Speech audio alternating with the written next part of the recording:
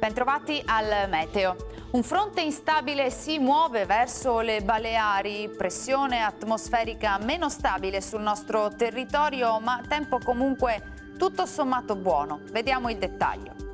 Sul Veneto la grafica di mercoledì 10 novembre ci mostra un cielo molto nuvoloso ed in effetti sarà piuttosto grigio e coperto, in genere senza precipitazioni associate. Durante la giornata non si escludono anche delle parentesi maggiormente soleggiate.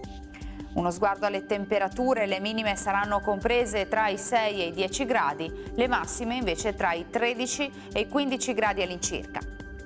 Ci spostiamo ora sul Friuli Venezia Giulia. Anche in questo caso avremo qualche annuvolamento, anche consistente, ma non mancheranno momenti di sole.